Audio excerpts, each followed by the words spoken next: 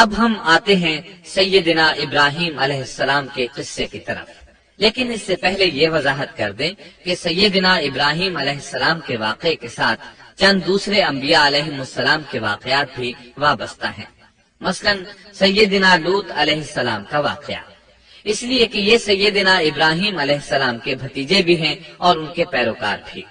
اسی طرح آپ کے صاحبزادوں سیدنا اسماعیل اور سیدنا اسحاق علیہ السلام کے واقعات ساتھ ساتھ چلتے ہیں۔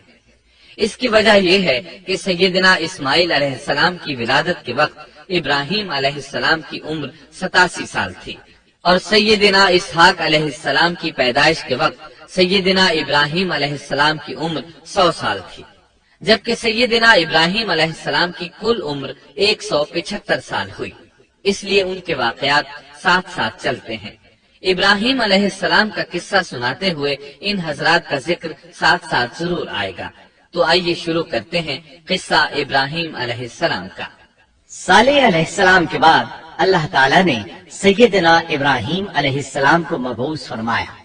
ابراہیم علیہ السلام جد الانبیاء ہیں، عظیم المرتبت اور اولو العزم پیغمبر ہیں۔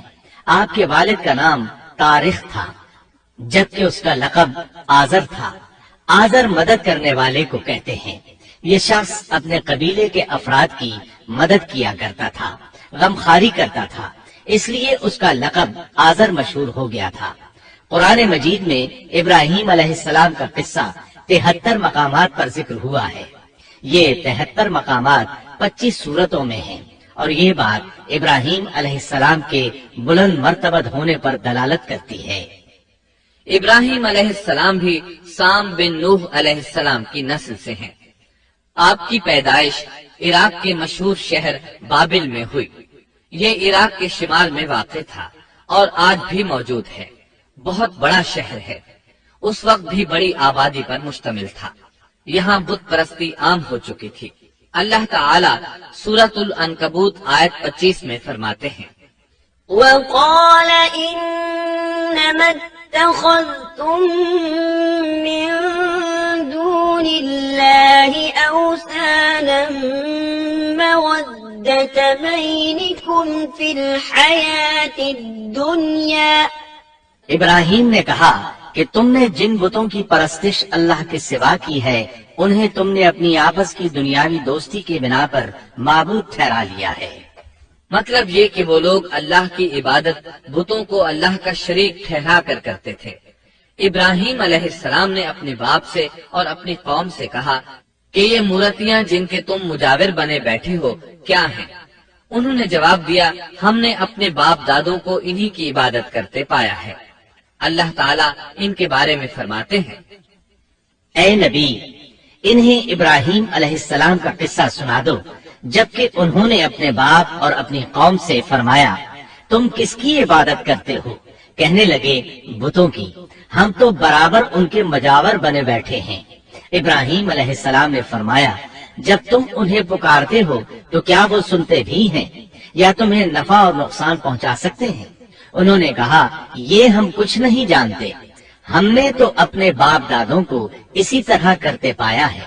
مطلب یہ کہ یہ بت پرستی انہیں ورثے میں ملی تھی۔ وہ جن معبودوں کی عبادت کرتے تھے، نہ وہ ان کی پکار کو سنتے تھے، نہ ہی ان کے نفع و نقصان پر قادر تھے۔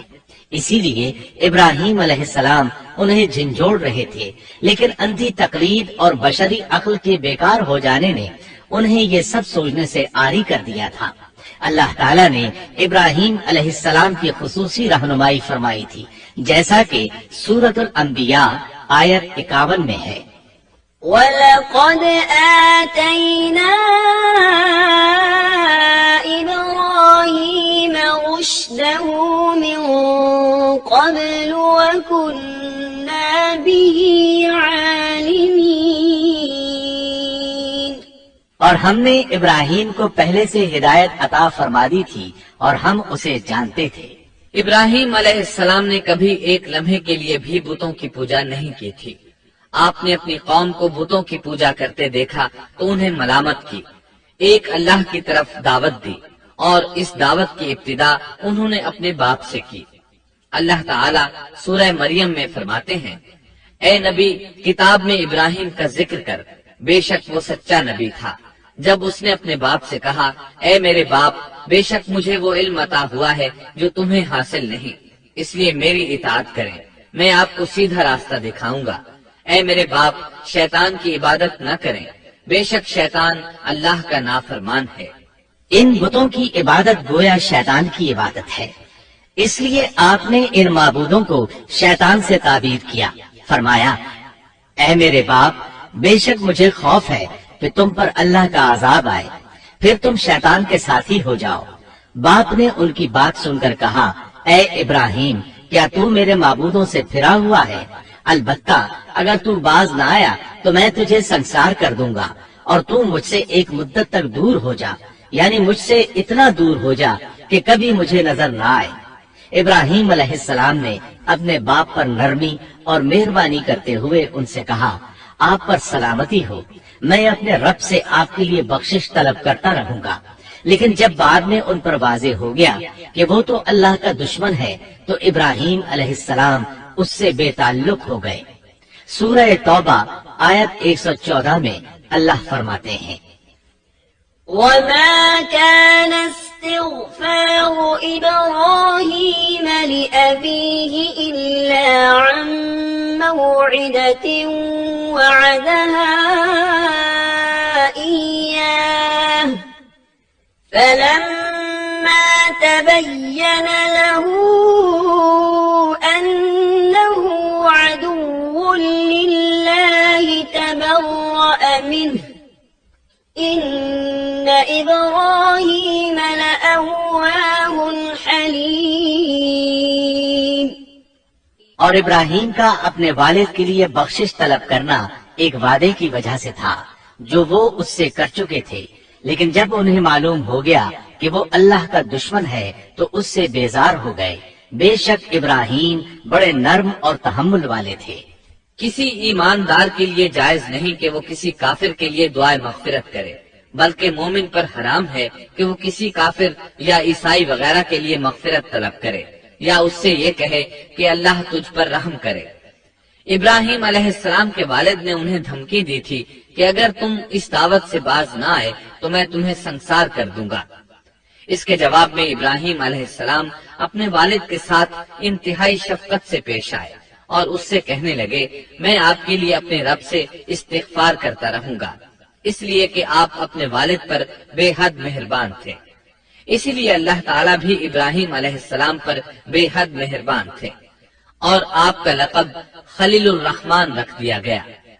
خلت محبت کا وہ انتہائی درجہ ہے جس کے ساتھ دل محبت سے بھر جاتا ہے، یعنی وہ بہت سے لوگوں سے بڑھ کر اللہ تعالیٰ کو محبوب تھے۔ والد کے سخت جواب کے بعد ابراہیم علیہ السلام نے ان سے علیحدگی اختیار کر لی اور انہیں مخاطب کر کے فرمایا میں تمہیں چھوڑتا ہوں اور جنہیں تم اللہ کے سوا پکارتے ہو ان کو بھی چھوڑتا ہوں، میں اپنے رب کو پکاروں گا، مجھے امید ہے میں اپنے رب کو پکار کر محروم نہیں رہوں گا۔ آپ اللہ کے پیارے اور پسندیدہ نبی تھے۔ جب آپ نے اپنی قوم کو توحید کی دعوت دی اس وقت آپ نوجوان تھے، آپ کی عمر 16 سال تھی۔ ساتھ میں آپ اس بات پر غور و فکر بھی کرتے کہ آخر یہ لوگ بتوں کی پوجا کیوں کرتے ہیں۔ آپ کا دل ان کے شرک پر بہت کوڑتا۔ آخر آپ نے مصمم ارادہ کر لیا کہ اس شر اور فساد کی جڑ کو کاٹ کر رہیں گے، یعنی ان بتوں کو توڑ کر رہیں گے۔ آپ اپنی قوم کو بتوں کو توڑ دینے کی دھمکی دیتے رہے۔ اس دھمکی کا ذکر اللہ تعالیٰ نے سورۃ الانبیاء آیت 57 میں کیا ہے۔ وَتَاللَّهِ لَأَكِيدَنَّ أَصْنَامَكُمْ بَعْدَ أَن تُوَلُّوا مُدْبِرِينَ۔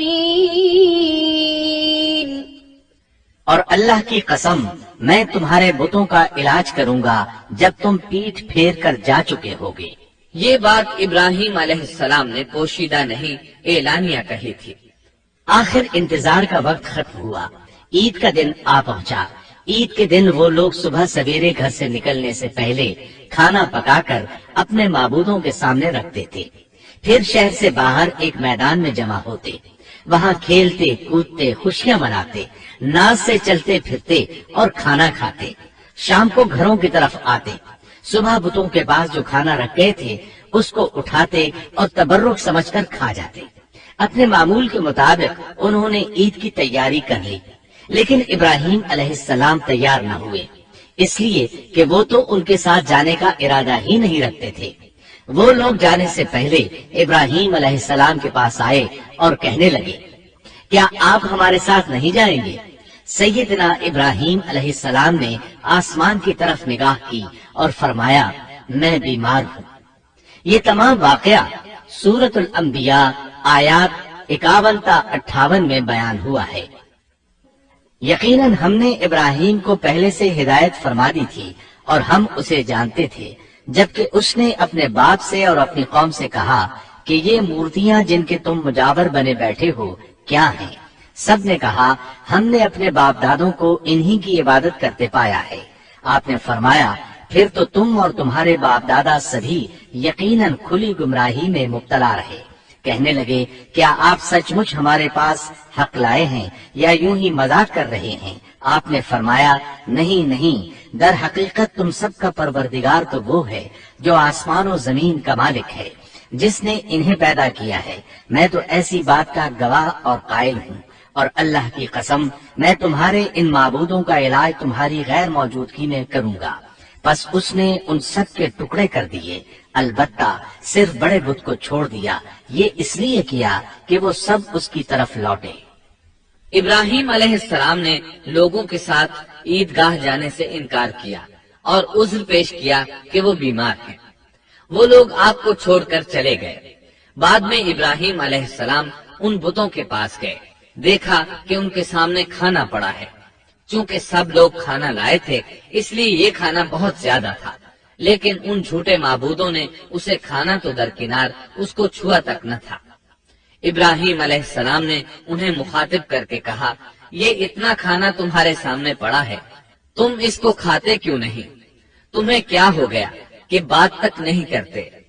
फिर पूरी कुव्वत से दाएं हाथ से कुल्हाड़ा मारकर उनके टुकड़े टुकड़े कर दिए, लेकिन बड़े बुत को छोड़ दिया ताकि सब उसी की तरफ रुजू करें।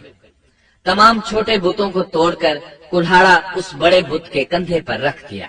मुशरिकीन मेले से लौटे तो देखा उनके सारे माबूद औंधे मुंह टूटे फूटे पड़े हैं। उनके तमाम माबूदों को तोड़ दिया गया था। वो हैरान रह गए कि ये कैसे हो गया, किसने किया? कहने लगे, ये काम किस जालिम का है? उसने हमारे माबूदों की तौहीन की है। उस वक्त जिन लोगों ने इब्राहिम अलैहिस्सलाम का वो कलाम सुना था, उन्हें उनका ख्याल आ गया। कहने लगे, वो नौजवान जिसका नाम इब्राहिम है, उसे हमने अपने बुतों की मजम्मत करते सुना है। अल्लाह की कुदरत कि इब्राहिम अलैहिस्सलाम का जो मकसद था वो खुद ब खुद पूरा हो रहा था। कौम के लोग मशवरा कर रहे थे कि सबको जमा करो और उसे बुलाओ, फिर उसे सजा दो। चुनाचे तमाम अहले बातिल छोटे बड़े जमा हो गए। कार्रवाई शुरू हो गई। कहने लगे, ए इब्राहिम, हमारे माबूदों के साथ ये लग़्व हरकत तूने की है। इब्राहिम अलैहिस्सलाम ने जवाब दिया, ये काम तो इस बड़े बुत का है, मुझसे क्यों पूछते हो? तुम अपने माबूदों से क्यों नहीं पूछ लेते कि उनके टुकड़े किसने उड़ाए हैं? इब्राहिम अलैहिस्सलाम का जवाब सुनकर वो सब सोच में पड़ गए। फिर कहने लगे, हमने बड़ी गलती की, अपने माबूदों के पास किसी को हिफाजत के लिए नहीं छोड़ा। इस कदर वाज़ेह बात महसूस करके भी वो जालिम ईमान न लाए, बल्कि शैतान ने उनके दिलों में वसवसा डाला और उन्होंने गौर व फिक्र करके कहा, ए इब्राहिम, क्या तुम्हें इल्म नहीं? ये तो बेजुबान है, ये बोल नहीं सकते। अब इब्राहिम अलैहिस्सलाम ने फरमाया, तब फिर तुम अल्लाह के सिवा उस चीज की इबादत करते हो जो तुम्हें कुछ भी नफा न दे सके और न नुकसान पहुंचा सके। ताज्जुब है तुम पर और उन पर भी जिन्हें तुम अल्लाह के सिवा पुकारते हो। क्या तुम में बिल्कुल अक्ल नहीं? इस तरह इब्राहिम अलैहिस्सलाम ने उन पर हकीकत खूब अच्छी तरह वाज़ेह कर दी। उनसे फरमाया, तुम उनकी पूजा करते हो जिनको तुम खुद तराशते हो, यानी उनका हाल तो ये है कि तुमने उनको खुद अपने हाथों से तराशा और उनकी इबादत करने लगे, जबकि तुम्हें और तुम्हारी बनाई हुई चीजों को अल्लाह ही ने पैदा किया है। इब्राहिम अलैहिस्सलाम ने एक कुल्हाड़े की मदद से ان سب بتوں کو تہس نہس کر دیا تھا۔